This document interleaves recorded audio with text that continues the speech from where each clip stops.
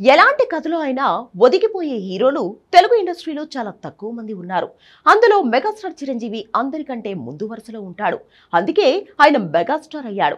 చాలా మంది చిరంజీవి అంటే కేవలం మాస్ కమర్షియల్ సినిమాలు మాత్రమే చేస్తాడనుకుంటారు. కానీ ఆయన కెరియర్ లో ఎన్నో ఆఫ్ బీట్ సినిమాలు కూడా ఉన్నాయి. ఖైదీ లాంటి సినిమా చేసిన తర్వాత శుభలేఖ, అభిలాష లాంటి సినిమాలు చేశారు చిరంజీవి. అలాగే దొంగమొగుడు లాంటి రికార్డ్ బ్రేకింగ్ మాస్ సినిమాలు చేస్తూనే రుద్రవీణ, స్వయం కృషి లాంటి సినిమాలు చేశారు. ఇక 90లో కూడా గ్యాంగ్ లీడర్, గరాణ మొగుడు లాంటి మాస్ సినిమాల తర్వాత ఆపద్ బాంధవుడు సినిమా చేశారు చిరంజీవి.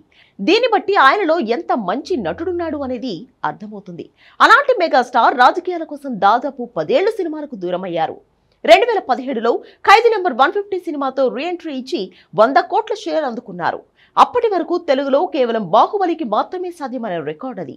ఆ తర్వాత సైరా, ఆచార్య, గాడ్ ఫాదర్, వాల్తేరు వీరయ్య, బోళా శంకర్ లాంటి సినిమాలు చేశారు మెగాస్టార్.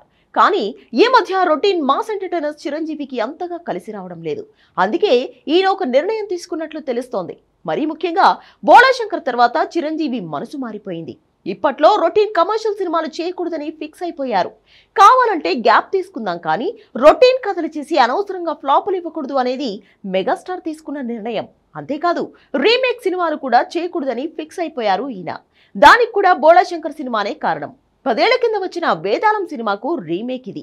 ఇది థియేటర్లో కనీసం 2 రోజులు కూడా ఆడలేదు. ఈ క్రమంలోనే చిరంజీవి ఇకపై రీమేక్ సినిమాలతో పాటు రొటీన్ కమర్షియల్ సినిమాలు కూడా చేయకూడదని ఫిక్స్ అయిపోయారు. అందుకే కళ్యాణ్ కృష్ణతో చేయాల్సిన బ్రో డాడీ రీమేక్ కూడా ఆపేశారు.